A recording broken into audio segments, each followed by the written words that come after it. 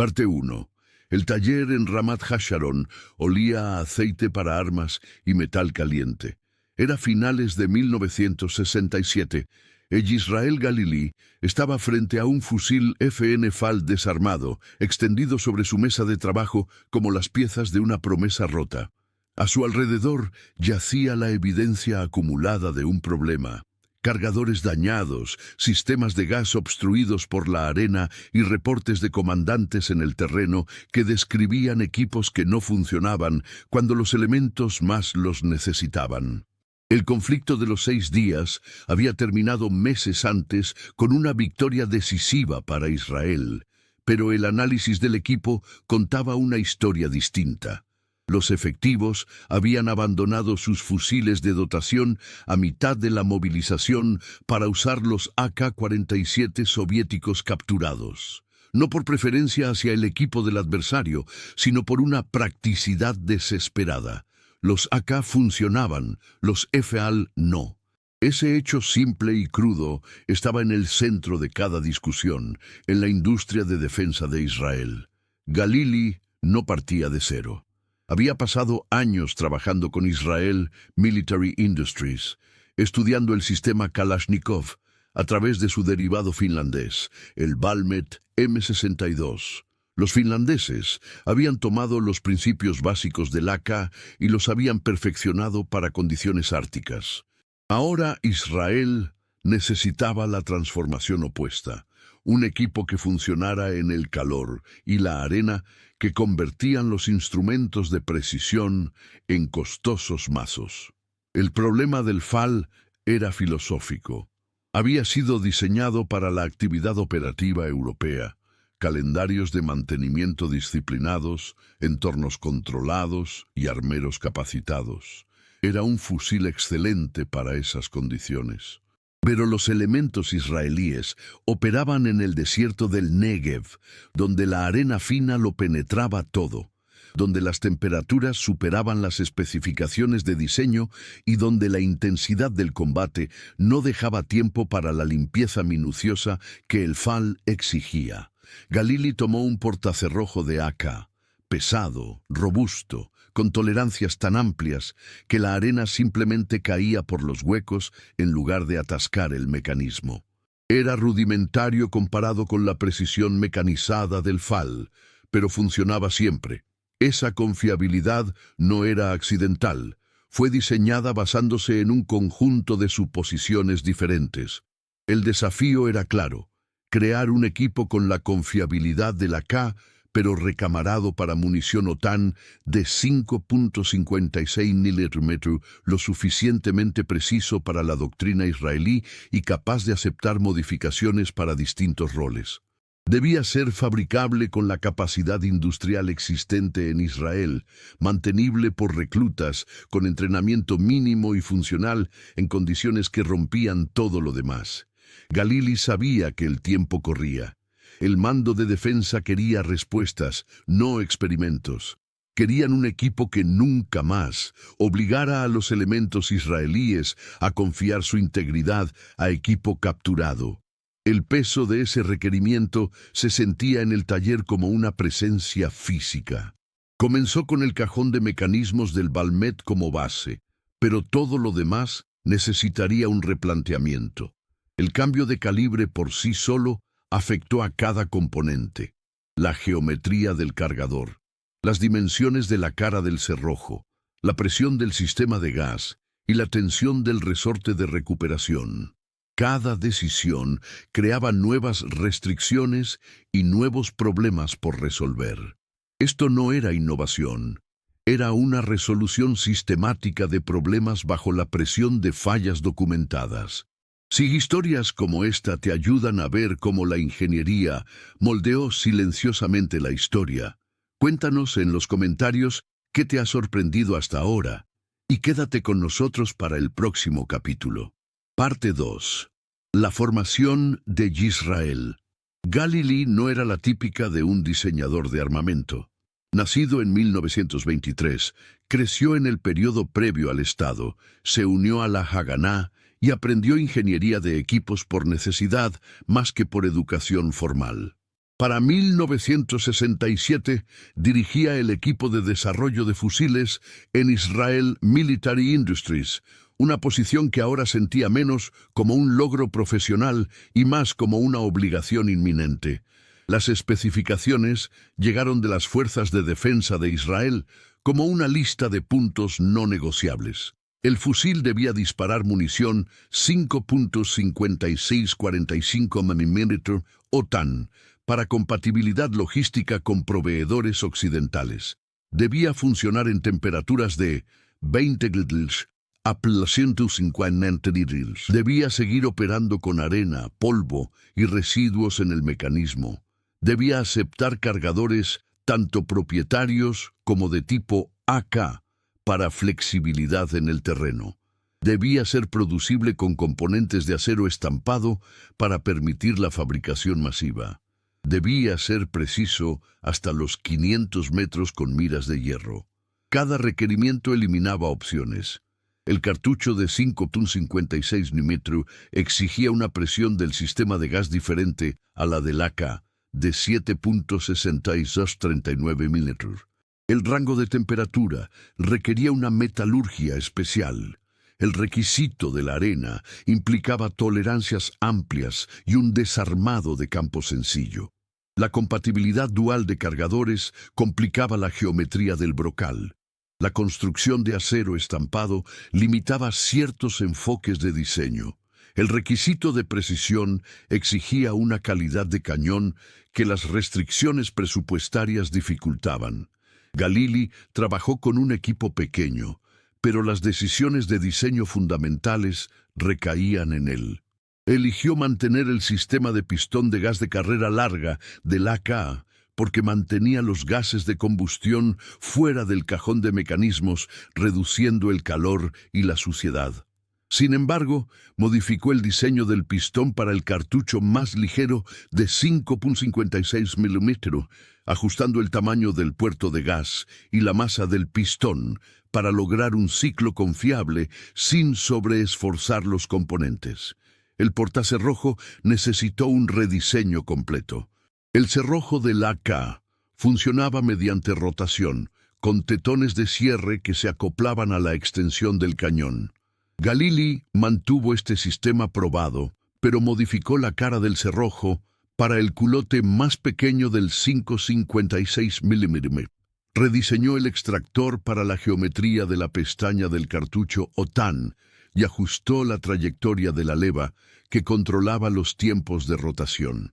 Cada cambio requería cálculo, prototipado, pruebas, análisis de fallas y revisión. Tomó decisiones polémicas. La palanca de carga se movió al lado izquierdo, rompiendo con la convención del AK. Su razonamiento: los tiradores diestros, la mayoría, podrían cargar el equipo sin soltar el agarre de disparo. Los críticos lo llamaron una desviación innecesaria. Galili lo llamó obvio una vez que observabas a los elementos usar realmente el equipo. La culata plegable fue otro cambio. La culata del AK que se plegaba hacia abajo era más simple, pero Galili eligió un diseño de plegado lateral que preservaba la altura del apoyo de la mejilla y permitía disparar con la culata plegada.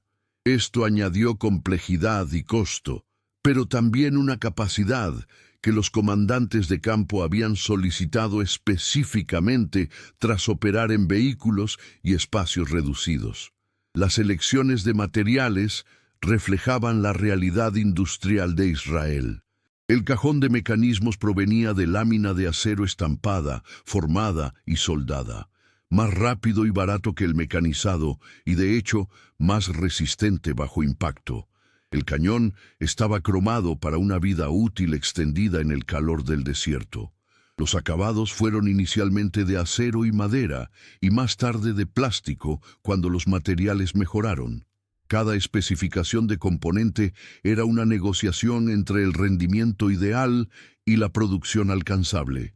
La presión no era solo técnica. La situación de seguridad de Israel exigía autosuficiencia en la producción de armamento.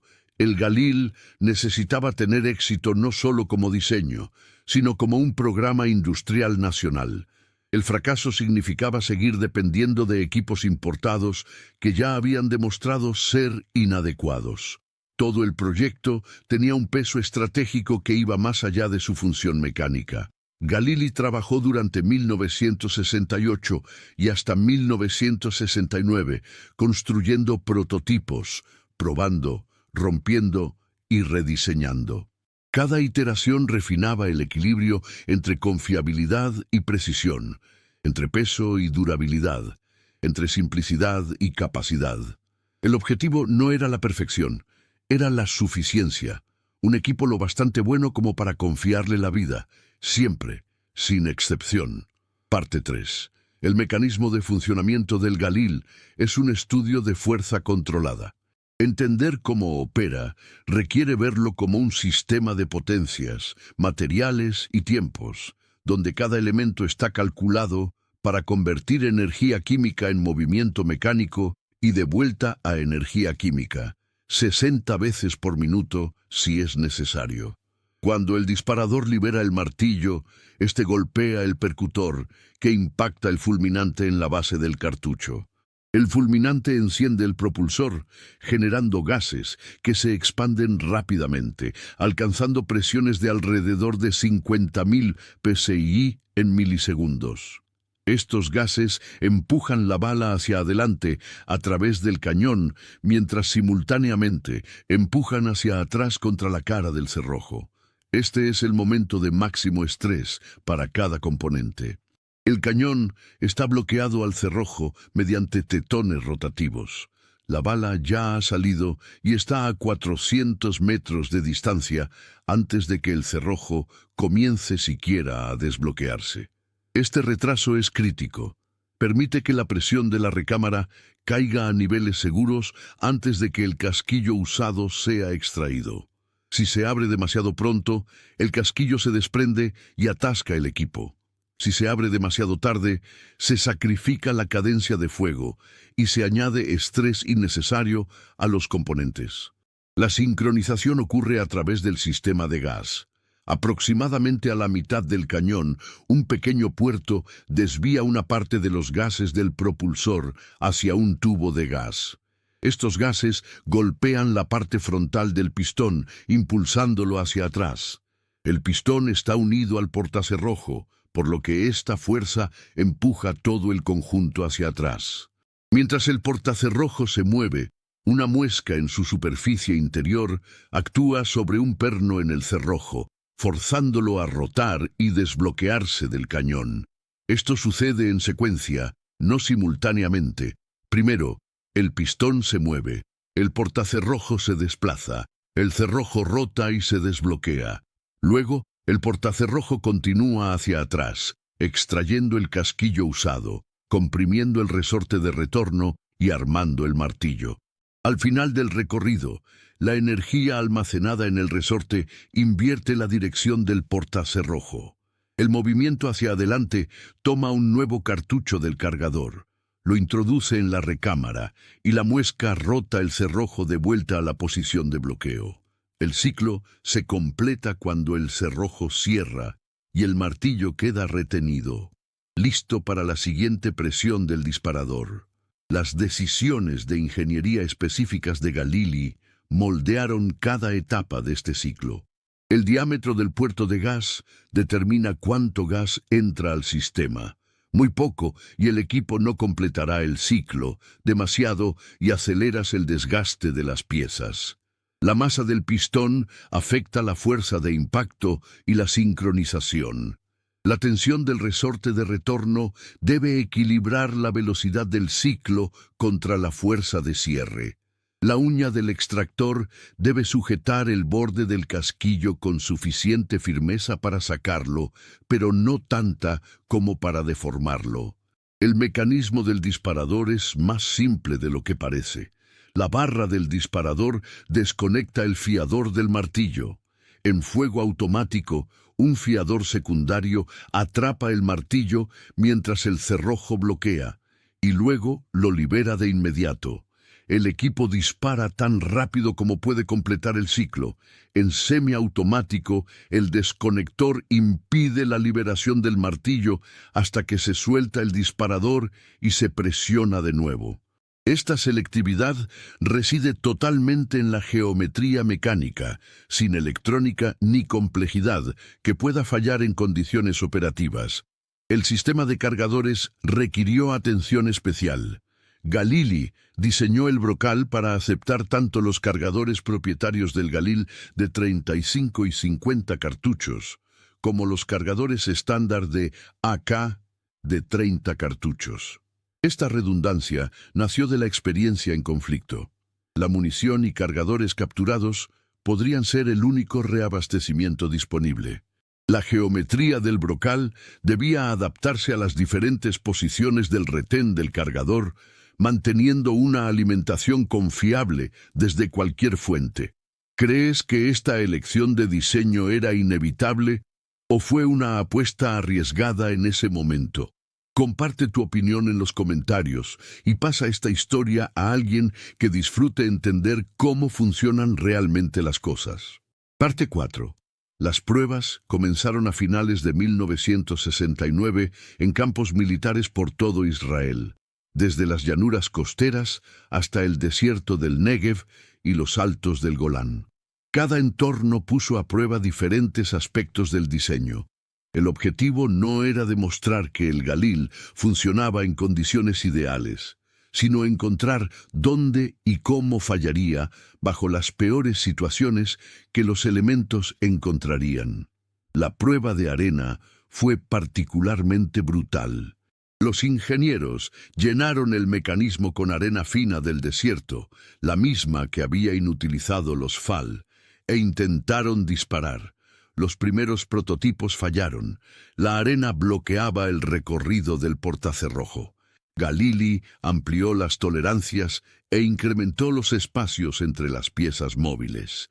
El costo fue la precisión. Tolerancias más amplias significaban un poco menos de exactitud. Pero el equipo funcionó a través de arena que habría paralizado al FAL. Las pruebas de temperatura revelaron problemas inesperados.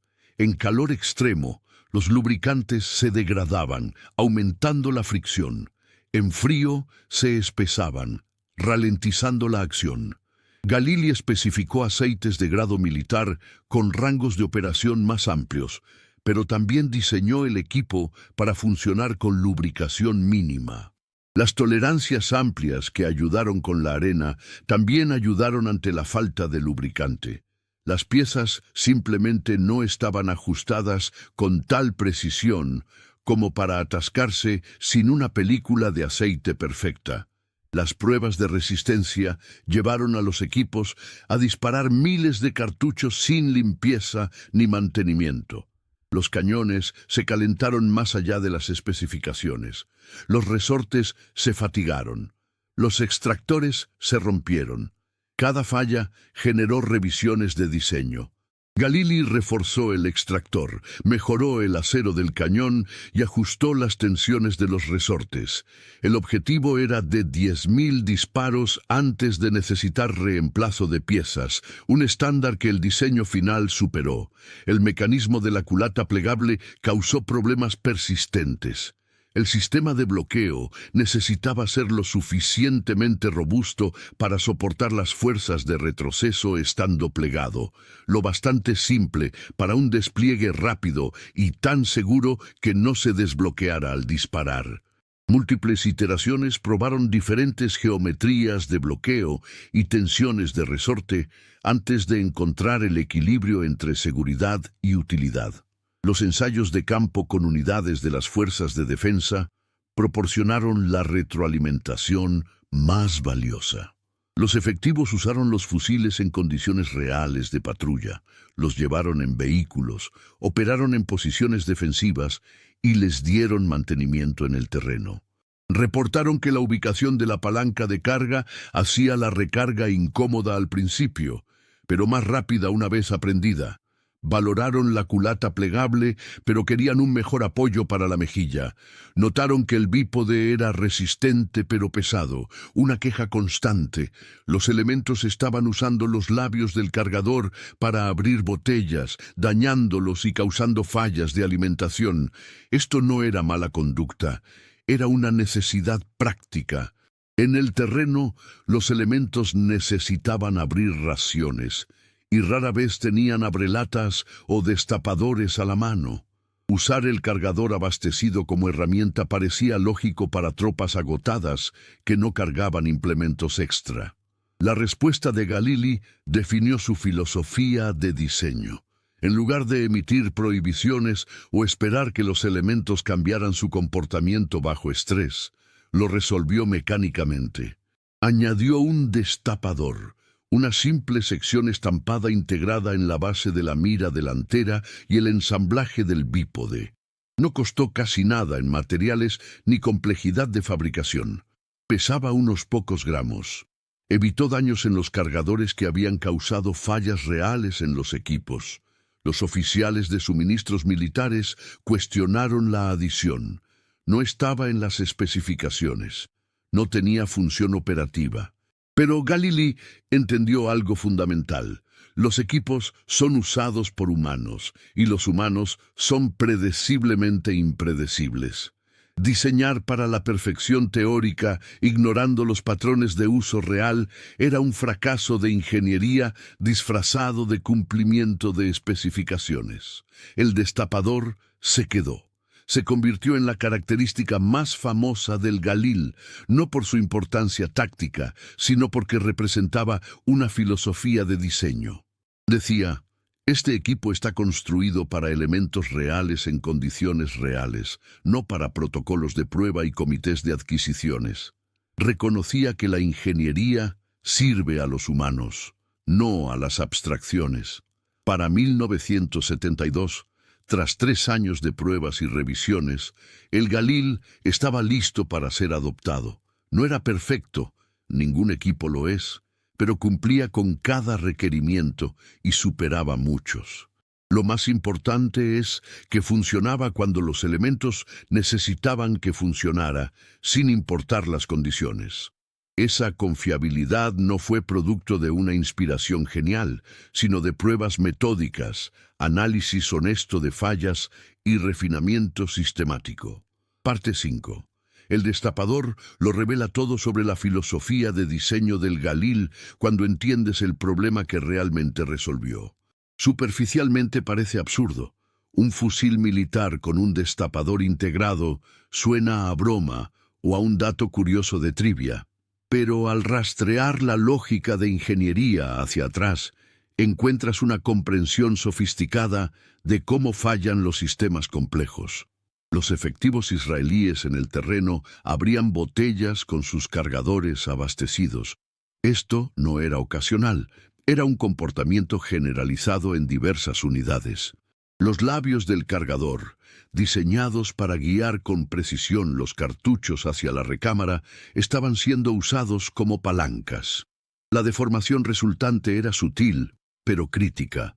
Un labio del cargador doblado apenas unas décimas de milímetro podía causar fallas de alimentación o atascos totales.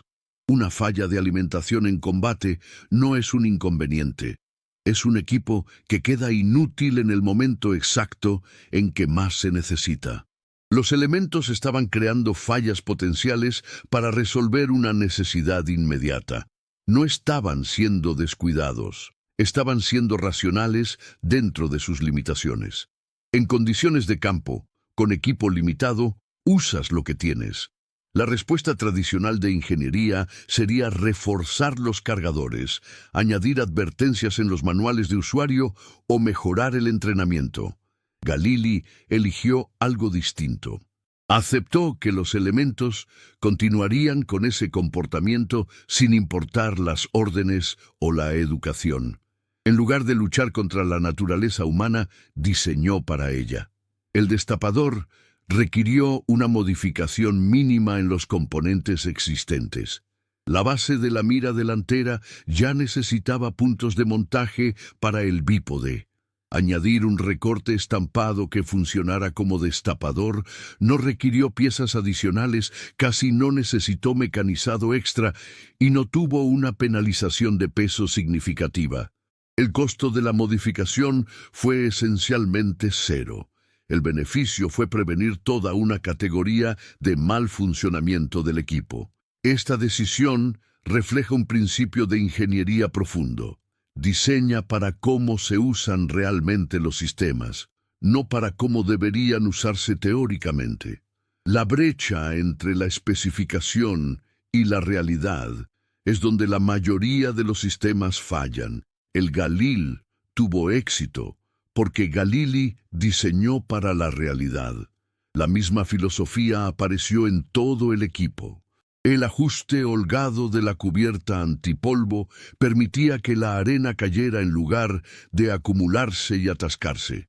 El guardamonte de gran tamaño permitía el uso de dedos con guantes o manos entumecidas por el frío. La ubicación de la palanca de carga en el lado izquierdo reconocía que la mayoría de los tiradores son diestros. La compatibilidad dual del brocal reconocía que el reabastecimiento en el terreno es impredecible. Cada característica representaba un pensamiento de diseño que partía de las condiciones de uso real, en lugar de requerimientos teóricos. El destapador se volvió simbólico precisamente porque era claramente funcional y no ornamental. No podía descartarse como decoración o tradición. Resolvía un problema real de la manera más simple posible. Demostró que Galili entendía a sus usuarios por completo, no como elementos idealizados de manuales de entrenamiento, sino como humanos cansados, sedientos y con iniciativa que necesitaban que sus equipos funcionaran a pesar de, y no gracias a, las condiciones perfectas. Los historiadores suelen enfocarse en las innovaciones mecánicas del Galil, el sistema de gas modificado, la precisión mejorada sobre el AK, el diseño de la culata plegable, pero el destapador cuenta la historia más importante.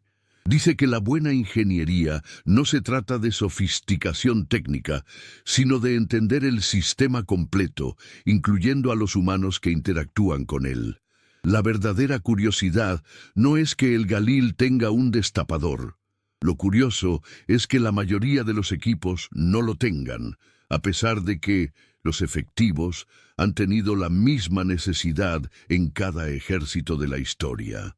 La innovación de Galili no fue el recorte de metal estampado, fue la disposición a reconocer y resolver un problema que existía fuera de las especificaciones formales. Por esto, el Galil funcionó cuando el FAL falló, no porque fuera más preciso o más potente o más avanzado, sino porque fue diseñado para la realidad, para la arena, el calor, el mantenimiento mínimo, la recuperación de suministros en el terreno y elementos agotados que necesitaban abrir sus raciones. Cada decisión de diseño, incluido el destapador, sirvió a ese propósito fundamental. El equipo que surgió de esta filosofía era común en la mayoría de sus especificaciones. Precisión decente, peso aceptable, cadencia de fuego estándar. Pero era extraordinario en la única especificación que importaba. Disparaba el siguiente cartucho al presionar el disparador, cada vez, sin importar las condiciones. Al final, eso es lo que realmente significa la efectividad operativa. Parte 6. El Galil entró en servicio en Israel en 1972 y se mantuvo como el fusil de infantería estándar de las fuerzas de defensa hasta la década de 1990. Funcionó exactamente como fue diseñado, confiable, mantenible y funcional bajo las duras condiciones de los conflictos en Medio Oriente. Los elementos confiaban en él. Esa confianza, ganada por el rendimiento y no por la especificación, representó la validación definitiva del enfoque de ingeniería de Galili. El equipo vio un uso intensivo en combate en el Líbano durante los años 80, donde su confiabilidad en entornos urbanos y polvorientos confirmó las prioridades del diseño. Mientras los equipos de otras naciones requerían limpieza y mantenimiento frecuentes, el Galil seguía funcionando con una intervención mínima. Las mismas tolerancias amplias que incomodaban a los tiradores de precisión hacían sentir seguros a los elementos de primera línea.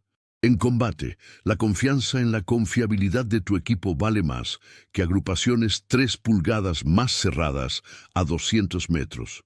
Siguió la adopción internacional. Sudáfrica fabricó las variantes R4 y R5 bajo licencia, adaptando el diseño a sus necesidades específicas. Colombia, Guatemala y otras naciones adquirieron Galils para sus fuerzas. La reputación del equipo se extendió no por marketing, sino por los reportes de los usuarios. Los elementos que habían portado el Galil lo recomendaban. Esa validación orgánica significaba más que cualquier literatura de ventas. La influencia del Galil se extendió más allá de su adopción directa.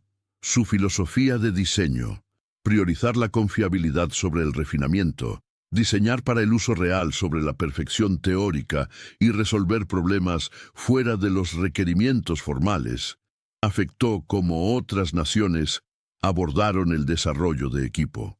El destapador mismo se hizo famoso, apareciendo en discusiones sobre equipo como un ejemplo de diseño centrado en el usuario.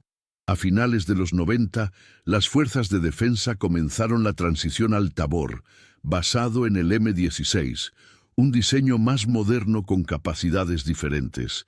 Pero el retiro del Galil no se debió a fallas de confiabilidad o defectos de diseño. Fue un reemplazo por tecnología más nueva, no una corrección de problemas. El equipo había cumplido su vida útil prevista sin las fallas catastróficas que habían motivado su creación. La contribución de Yisrael Galili va más allá del fusil específico que lleva su nombre. Demostró que la ingeniería efectiva comienza por entender el sistema completo, incluyendo el comportamiento humano, las condiciones ambientales y las restricciones operativas, en lugar de empezar con ideales teóricos esperando que la realidad se ajuste a ellos. El destapador fue un pequeño detalle, pero representó un enfoque fundamental que produjo un equipo en el que los elementos podían confiar sus vidas. La lección es aplicable mucho más allá de las herramientas de defensa. Cualquier sistema usado por humanos bajo estrés será utilizado de formas que los diseñadores no previeron. Luchar contra esos patrones de uso mediante regulaciones o entrenamiento rara vez funciona. Diseñar para ellos, reconocer la realidad y adaptarse a ella, produce sistemas que realmente funcionan en la práctica y no solo en las pruebas. El Galil funcionó porque Galili entendió que la ingeniería no se trata de crear sistemas perfectos. Se trata de crear sistemas que funcionen de manera confiable bajo condiciones imperfectas. La arena del desierto, los elementos agotados, los cargadores dañados, estos no eran problemas que eliminar con mejor entrenamiento o protocolos estrictos. Eran parámetros de diseño que reconocer y acomodar. Hoy, el Galil representa un momento específico en la ingeniería de equipos, la transición de diseños europeos mecanizados con precisión a sistemas robustos y mantenibles en el terreno, diseñados para ejércitos de reclutas y entornos hostiles. Capturó lecciones del AK, las refinó mediante pruebas sistemáticas y añadió innovaciones impulsadas por la experiencia de uso real. El resultado fue un equipo que cumplió su propósito por completo, funcionó cuando los elementos necesitaron que funcionara. El destapador sigue siendo el símbolo perdurable, no porque fuera crucial operativamente, sino porque encapsuló una filosofía de diseño que valoraba la efectividad práctica sobre la pureza teórica. En un campo a menudo dominado por especificaciones y formalidades, Galili añadió un destapador porque los elementos necesitaban abrir botellas. Ese simple reconocimiento de las necesidades humanas marcó la diferencia entre un equipo que funcionaba en el papel y uno que funcionaba en la realidad. Si disfrutas de historias tranquilas y verídicas sobre cómo la ingeniería moldeó el mundo, suscríbete al canal, deja un like y cuéntanos desde qué país nos estás viendo. ¿Te gustaría que profundizara en los detalles técnicos de algún componente específico del Galil o que buscara información sobre su impacto en la industria moderna?